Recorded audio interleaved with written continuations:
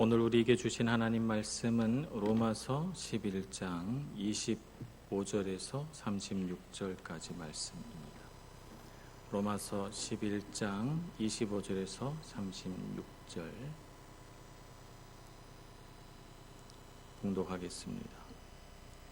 형제들아, 너희가 스스로 지혜 있다 하면서 이 신비를 너희가 모르기를 내가 원하지 아니하노니, 이 신비는 이방인의 충만한 수가 들어오기까지 이스라엘의 더러는 우둔하게 된 것이라.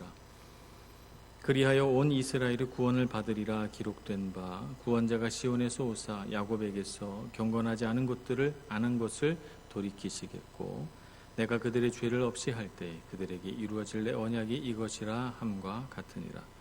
복음으로 하면 그들이 너희로 말미암아 원수된 자요, 택하심으로 하면 조상들로 말미암아 사랑을 입은 자라. 하나님의 은사와 부르심에는 후회하심이 없느니라. 너희가 전에는 하나님께 순종하지 아니하더니 이스라엘이 순종하지 아니하므로 이제 긍휼을 입었는지라. 이와 같이 이 사람들이 순종하지 아니하니 이는 너희에게 베푸시는 긍휼로 이제 그들도 긍휼을 얻게 하려 하심이라. 하나님의 모든 사람을 순종하지 아니하는 가운데 가두어 두심은 모든 사람에게 긍휼을 베풀려 하심이로다. 깊도다 하나님의 지혜와 지식의 풍성하며 그의 판단은 헤아리지 못할 것이며 그의 길은 찾지 못할 것이로다. 누가 주의 마음을 알았느냐? 누가 그의 모사가 되었느냐? 누가 주께 먼저 드려서 갚으심을 받겠느냐? 이는 만물이 주에게서 나오고 주로 말미암고 주에게로 돌아감이라. 그에게 영광이 세세히 있을지어다. 아멘. 오늘 로마서 11장 말씀은 형제들아, 너희가 스스로 지혜 있다 하면서 이 신비를 너희가 모르기를 원하지 아니한다는 말씀으로 시작이 됩니다. 스스로 지혜롭게 생각하면서 하나님의 신비를 모른다면 어찌 지혜 있겠는가? 라고 하는 이 말씀 가운데에는 스스로 지혜롭게 여기지 말라는 교훈이 숨겨져 있습니다. 잠언서 3장 7절 말씀에서는 스스로 지혜롭게 여기지 말지어다, 여호와를 경외하고 악을 떠날지어다 라고 하는 권면의 말씀이 있습니다. 이 말씀의 의미는 우리가 지혜가 부족하다고 하나님께서 여기셔서 이런 말씀을 하는 것이 아닙니다. 하나님께서는 우리를 창조하실 때 충분히 지혜롭게 창조하셨고 우리에게 지식을 주셨고 우리가 이 땅을 살아가면서 지혜와 명철을 가지고 살아가도록 우리를 창조해 놓으셨습니다. 그래서 우리는 지혜가 있습니다. 문제는 뭐냐 하면 스스로 지혜 있다고 여기는 태도, 말하자면 자만심으로 가득 찬 태도가 문제라는 것입니다. 지식과 지혜를 주신 하나님을 높여드리고 그 지식과 지혜를 가지고 마땅히 살아가야 할 아름다운 삶을 살아가면 무슨 문제가 있겠습니까? 그런데 이 하나님께서 주신 지혜와 지식을 가지고 마음이 높아져서 자만심에 사로잡혀서 살아가는 것이 문제다라고 하는 것을 우리에게 가르쳐 주십니다. 이러한 그리스도인들이 가질 수 있는 위험한 자만심 가운데 하나가 뭐냐 하면 하나님께서 유대인들은 버리셨고 이제 그리스도인들을 택하셨다라고 하는 자만심입니다. 예수님을 못 박아 죽인 유대인들은 이제 더 이상 하나님의 구원과 은총의 대상이 아니다. 유대인들을 하나님이 버리셨다. 이제 하나님의 은혜와 축복은 예수 그리스도를 믿는 모든 그리스도인들에게 있다. 참 이스라엘은 그리스도인들이다. 이렇게 주장하는 것입니다. 이것이 왜 그리스도인들의 자만이라고 말하는가 하면 이렇게 자부심에 가득 찬 그리스도인들이 어떤 일들을 벌였는가? 우리 기독교 역사에는 많은 부끄러운 일들이 있습니다만 가장 부끄러운 일 하나를 꼽으라면 그것은 아마도 2차 세계대전 당시에 일어났던 유대인 대학살이라고 할 것입니다. 유대인 대학살 맞습니다. 히틀러가 한 짓입니다. 히틀러와 그의 추종자들이 정말 권력에 눈이 멀어서 백성을 속이고 유대인 대학살을 자행했습니다. 문제는 많은 그리스도인들이 유대인들을 이 땅에서 씨를 말리자라고 하는 이 히틀러의 생각에 찬성했고 동의했고 동조했다는 사실입니다. 많은 교회가, 많은 그리스도인들이 이 일에 동참해서 스스로 자발적으로 하나님께서 유대인들을 버리셨다 생각하고 유대인들을, 숨어있는 유대인들을 고발하고 잡아내고 그들을 죽음으로 내몰았다는 사실입니다. 그래서 많은 그리스도인들이 종교개혁의 산실이라고 하는 독일에서 유대인들을 죽음으로 내몬 것을 경험한 유대인들은 그들의 땅에 이스라엘을 건립하고 나서, 건국하고 나서 이렇게 세상을 향해 말했습니다. 우리에게 더 이상 복음을 전하지 말라. 그리스도를 전하지 말라. 그리스도를 전하는 자들이 우리를 대학살에 넘겨주었다. 이렇게 말하면서 요구했습니다. 그래서 20세기 후반을 살아가는 그리스도인들은 유대인들도 하나님을 믿고 구원받아야 될 텐데 그들에게 복음을 전할 수 있는 방법이, 설득력이 떨어지니까 그래서 어떤 주장을 하게 됐냐 하면 하나님께서 두 가지 구원의 길을 주셨다. 하나는 예수 그리스도를 통해서 주를 믿는 사람은 누구나 구원받는 하나의 구원의 길. 그러니까 그 사람이 이방인이든 유대인이든 상관없이 예수님을 믿으면 구원받는 하나의 구원의 길이 있고 또 하나의 구원의 길이 있는데 그것은 유대인들에게 주신 구원의 길이다. 유대인들은 구약의 율법의 말씀을 잘 지키면 구원받을 수 있다. 그래서 두 언약론이라고 일컬어지는 이른바 유대인에게는 전도하지 않아도 유대인들에게는 다른 구원의 길이 있다라고 하는 이상한 주장을 하기 시작했습니다. 물론 이것은 잘못된 주장입니다. 로마서 11장의 말씀을 따르면 우리 지난주에 말씀을 묵상했습니다만 하나님은 구원의 나무를 또 주시지 않았습니다. 한 감람나무에 돌감람나무를 접붙여서 하나의 감람나무에서 열매를 맺게 하셨어요. 유대인이나 이방인이나 예수 그리스도를 믿음으로 하나님 안에서 구원의 열매를 맺게 되는 것입니다. 믿음을 가진 유대인과 이방인 모두가 속하는 하나의 감람나무밖에 없다는 것이죠. 오늘 로마서 11장 25절에서 29절의 말씀도 그 말씀입니다. 하나님께서 유대인을 택하셔서 우리에게 복음을 주셨습니다. 물론 그들이 예수 그리스도를 받아들이지 않고 예수님을 십자가에 못 박게 내어준 사람들이기는 하나 그래서 지금 여전히 예수 그리스도를 모르고 부인하는 사람들이 많기는 하지만 하나님의 사랑은 여전히 유대인들에게로 있고 우리를 사랑하신 것처럼 그들도 사랑하셔서 구원해 내기를 원하신다라고 말씀하고 있는 것입니다. 단지 이방인의 충만한 수가 들어오기까지 하나님께서 그들의 마음을 우둔하게 하셨을 뿐이다. 그러나 주님의 때가 이르러서 시온에서 오시는 구원자 곧 재림하시는 예수님께서 이 땅에 오시면 온 이스라엘도 다 구원받게 되리라라고 하는 것이 오늘 로마서의 말씀입니다.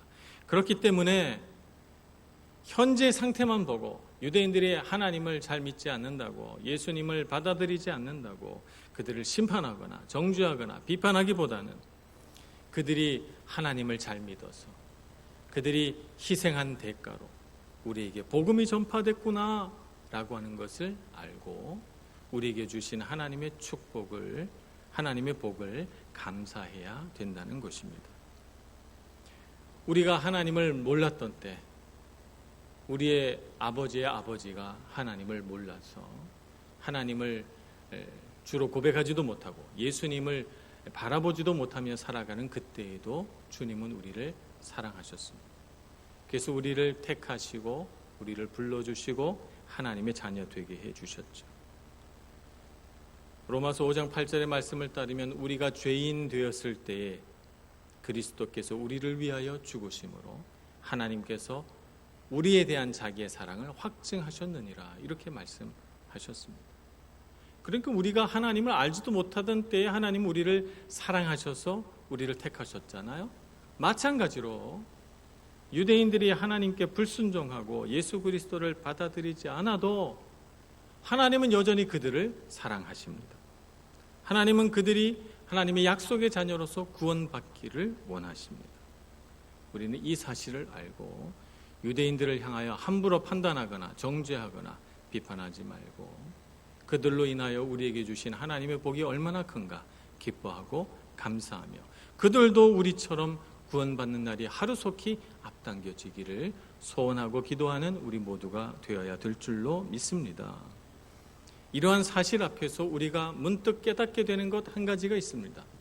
그것은 하나님은 참 긍휼하신 분이시구나 하는 사실입니다.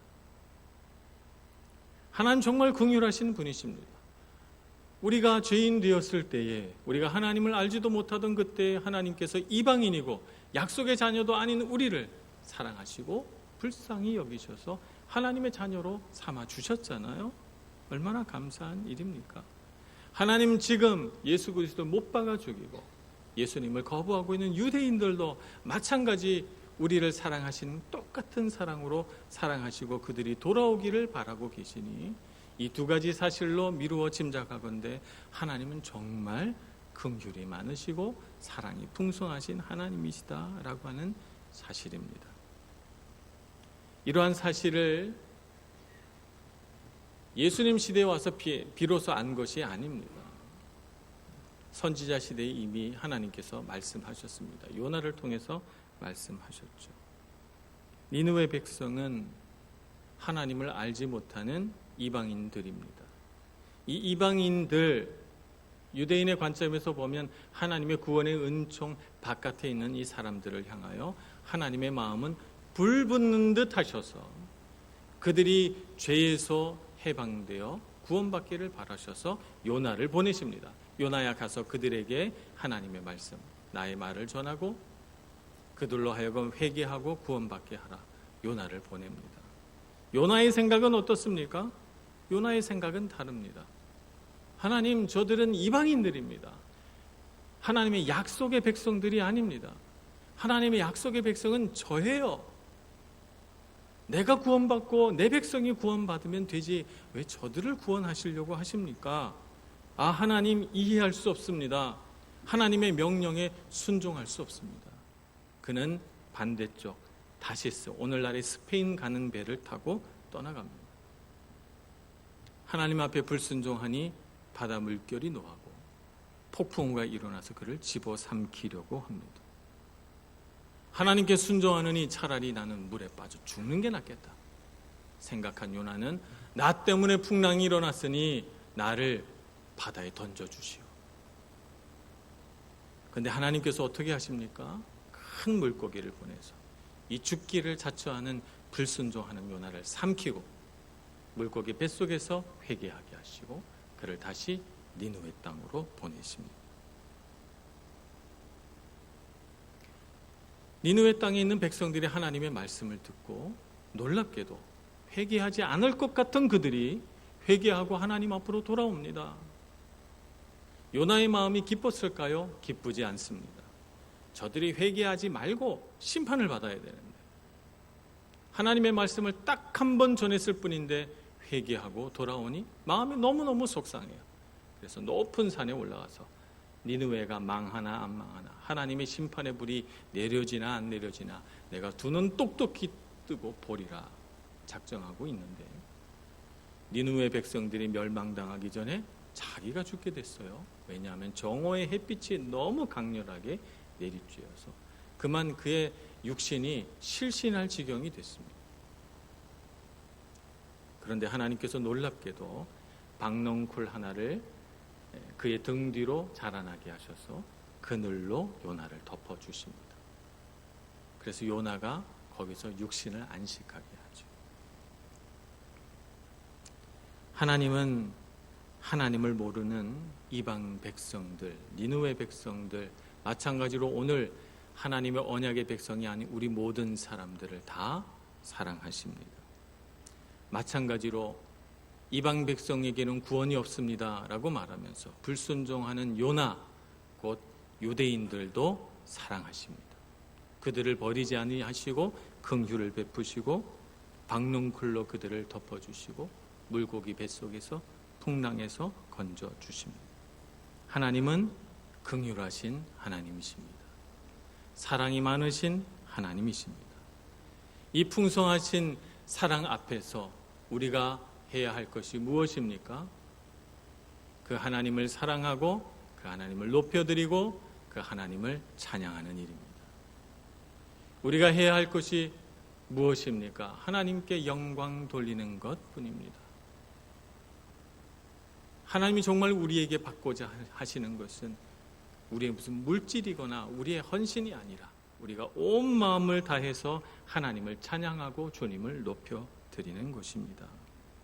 그러므로 우리는 나는 구원받고 저 사람들은 구원받지 못했을 거야 라고 생각하며 자만에 빠져서 잘못된 신앙생활을 하지 말고 내게 주신 하나님의 구원의 은혜가 얼마나 큰가라고 하는 것을 깊이 깨닫고 하나님의 크신 마음, 하나님의 긍휼과 사랑에 감사하며 영광을 돌리는 삶을 살아야 될 줄로 믿습니다.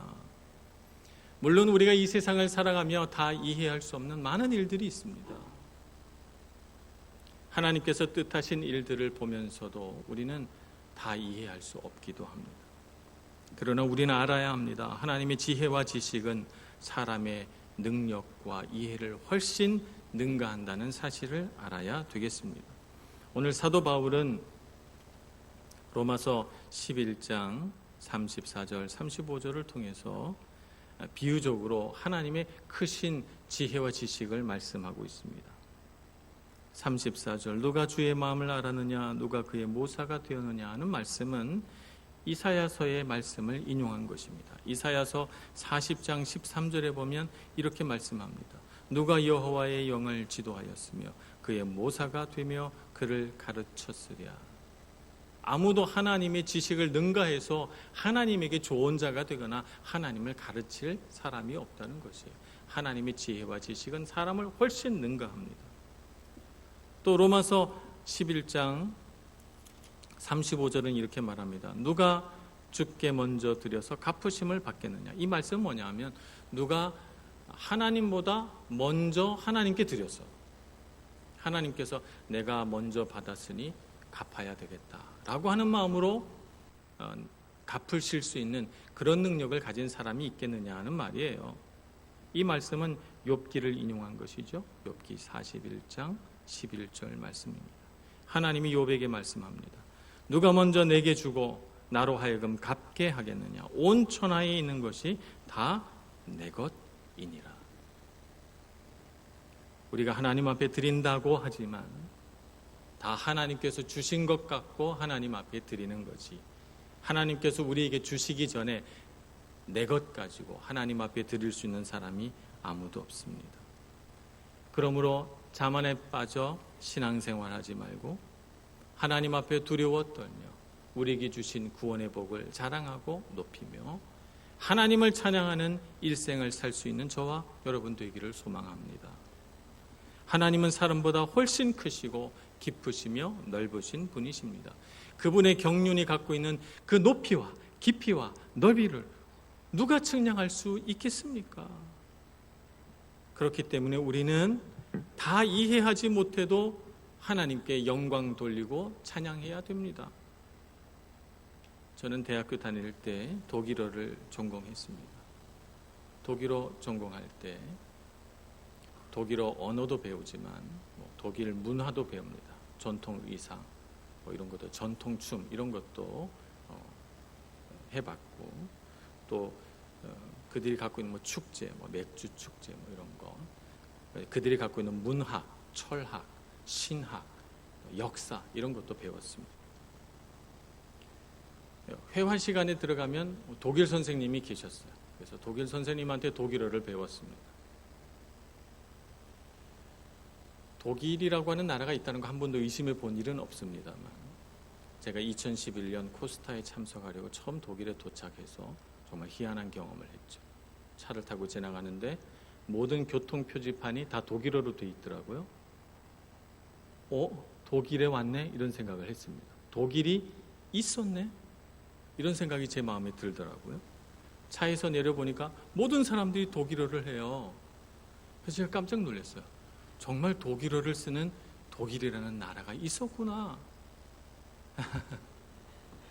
제 마음을 어떻게 표현할까요? 하여튼 제 마음속에 있는 그 미묘한 감정을 표현할 길이 없습니다만,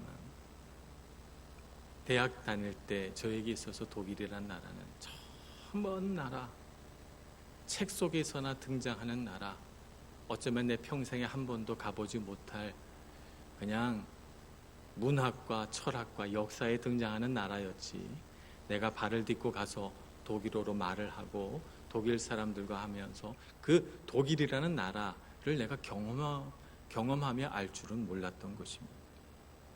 그런데 독일에 왔구나 생각하니까 갑자기 제 마음이 울컥해졌어요. 내가 그 땅에 왔구나 생각하니까 감동이 돼서 내가 그런 꿈에 그리던 독일에 서 있구나 생각해서 혼자서 눈물이 핑 돌더라고요. 지식이 있습니다. 지식이 정말 참 지식이 되려면 그 지식의 내용이 머릿속이 아니라 가슴으로 경험돼야 돼요. 그래야만 진짜 지식이 되죠. 저는 이제 압니다. 크로아티아, 제가 다 다녀보진 않았으나 크로아티아라는 나라가 우리 이태리 옆에 있다는 거 압니다. 그들은 크로아티아어를 쓸 거예요. 크로아티아 문화가 있어요. 전 잘 압니다. 불가리아 가보지 못했습니다만 불가리아 말이 있을 것이고 불가리아 나름대로의 문자와 문화와 역사가 있을 것입니다. 조금도 의심하지 않습니다. 가보지 않아도 경험하지 않아도 이제는 압니다. 세상의 모든 나라들이 다 그 나름대로의 문화와 역사를 가지고 존재한다는 사실 말입니다.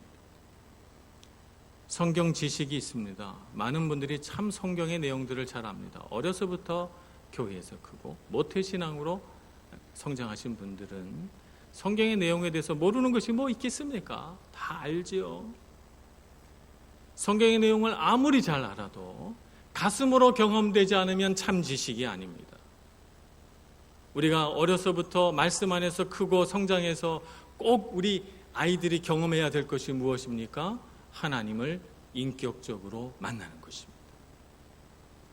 하나님을 인격적으로 만나지 못하면 제 아무리 성경 지식이 해박해도 그 지식은 참 지식이 아닌 것입니다. 하나님의 은혜를 경험해야 되고 하나님의 구원을 경험해야 되고 주님의 사랑을 경험해야 됩니다. 그래야만 마음에 감동이 생기고 기쁨이 생기고 감사할 수 있는 인생이 되는 것입니다. 그러면 인생을 살아가다가 이해하지 못할 일들이 생겨나도 정말 이해할 수 없는 고난이 생기고 이해할 수 없는 일들이 내 눈앞에 닥쳐서 그 일들 앞에서 당황하고 혼란스러울 때 다 이해하지 못해도 하나님께서 지켜주실 것이라고, 하나님께서 도와주실 것이라고 받아들일 수 있는 것이죠. 예수님의 제자 가운데 한 사람이 그런 사람이 있었습니다. 예수님께서 공생의 3년 동안 제자들을 가르쳤습니다. 그 가르침 가운데 3번이나 고난을 받아서 십자가에서 죽고 3일 만에 부활할 것이라고 주님께서 분명히 얘기하셨고, 성경의 말씀을 보면 그 말씀을 하실 때 제자들이 듣고 근심했다고 그랬어요. 분명히 들었어요. 귀로. 죽으시고 부활하실 것이라고. 그런데 예수님께서 3일 만에 부활하시자 믿지 않습니다. 가장 대표적인 제자가 도마입니다. 내가 내 손으로 옆구리에 창자국에 손을 넣어보고 그분의 못자국에 내 손가락을 넣어보기 전까지는 나는 믿을 수 없다고 말합니다. 주님께서 도마 앞에 나타나셨습니다. 요한복음 20장 27절 도마에게 말씀하십니다. 내 손가락을 이리 내밀어 내 손을 보고 내 손을 내밀어 내 옆구리에 넣어보라. 그리하여 믿음 없는 자가 되지 말고 믿는 자가 되라. 오늘 우리를 향한 하나님의 말씀이신 줄로 믿습니다. 제 아무리 지식이 많고 똑똑하고 성경에 모르는 내용이 없어도 경험하고 자기 가슴으로 느끼지 못한 사람은 참 지식이 없는 사람입니다. 믿음 없는 자가 되지 말고 믿음 있는 저와 여러분이 되기를 소원합니다. 이 주님의 말씀 앞에 주님의 몸을 만진 도마가 무릎을 꿇고 고백합니다. 나의 주님이시요 나의 하나님이시니이다. 도마에게 예수님께서 말씀하십니다. 너는 나를 본고로 믿느냐? 보지 못하고 믿는 자들은 복되도다. 우리는 보지 못했습니다. 우리는 주님의 손에 손가락 넣어보지도 못했고 주님의 창자국에 손을 넣어보지도 못했습니다만, 그러나 우리에게 주신 은혜를 알기에 주님께서 우리를 인격적으로 만나 주셔서 우리의 가슴에 큰 감동을 주셨기에 우리는 만져보지 않고도 믿습니다. 그 믿음으로 우리 삶 가운데 일어나는 많은 일들을 믿음으로 이겨내시는 여러분들 되시기를 축복합니다. 믿음이 있어야 하나님께 영광 돌릴 수 있습니다. 믿음은 다 이해되어서 믿는 것이 아닙니다.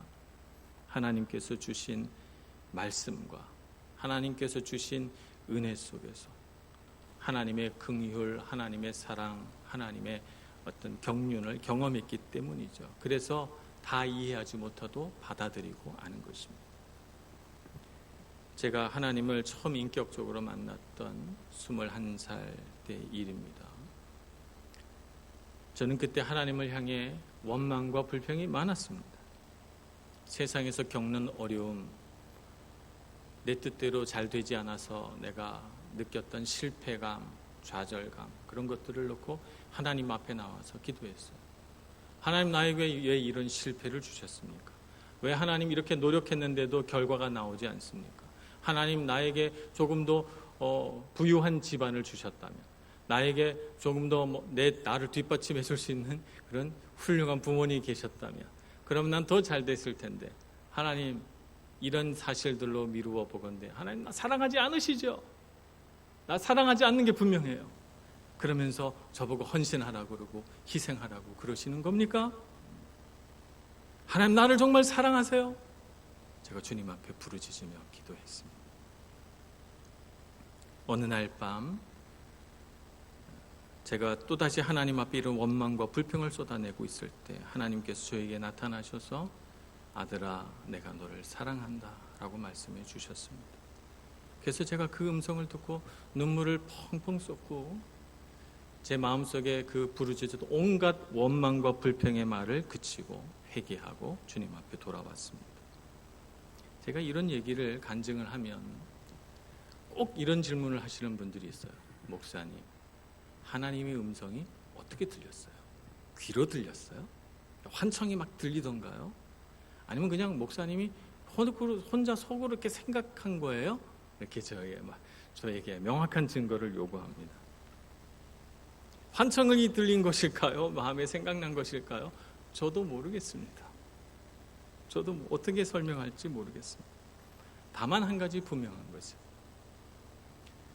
저는 모태신앙으로서 교회에서 크면서 수도 없이 하나님은 당신을 사랑합니다 라고 하는 말을 들었다는 거예요. 아주 어렸을 때부터 교회에서 선생님을 통해서 하나님은 너를 사랑한단다, 부모님을 통해서 하나님은 너를 사랑한단다 얘기를 듣고 컸고, 저도 제 스스로에게 하나님 나를 사랑하셔 이렇게 생각하고 기도하기도 했습니다. 지식이었죠. 그건 지식이었어요. 경험되지 않은 지식에 불과했습니다. 그런데 하나님께서 제 마음 가운데 오셔서 그 지식이 경험되게 하신 것이죠. 어떻게 경험되게 하셨을까요? 하나님은 나를 사랑하셔, 나를 사랑하셔. 100만 번 외우면 경험됩니까? 1000만 번 외우면 경험됩니까? 하나님 나를 사랑하셔, 분명할 거야, 분명할 거야. 이렇게 여러 번 부르짖으면 그렇게 믿어집니까?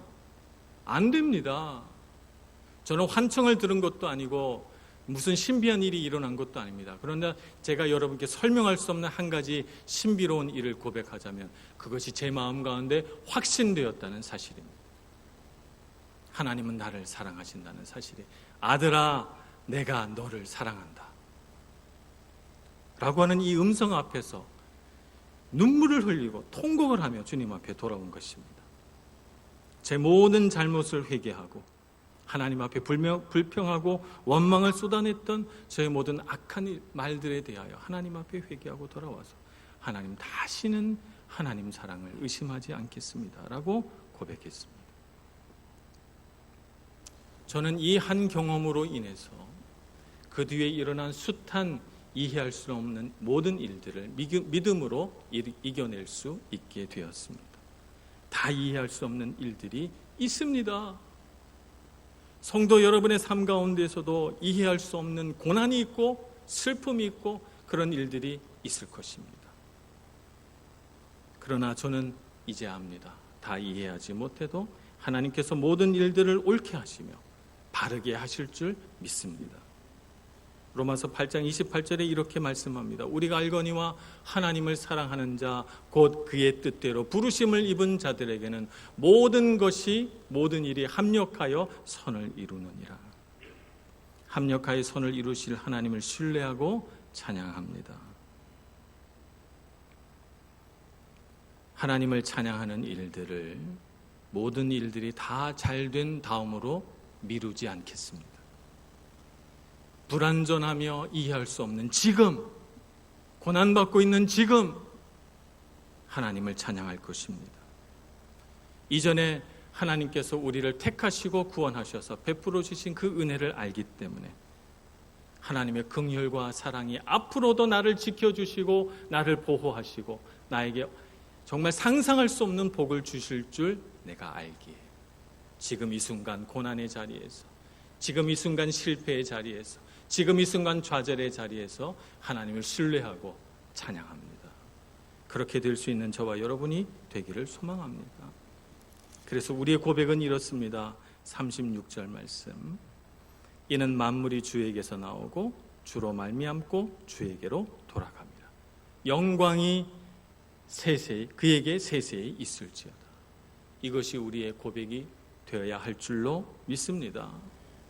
내 힘으로 살려고 하지 말고, 내가 다 이해해야만 믿으려고 하지 말고, 우리를 택하시고 구원하신 하나님의 놀라운 능력과 은혜 가운데 살아가셔서 일생이 하나님을 향한 찬양으로 가득 차는 여러분들 되시기를 축복합니다.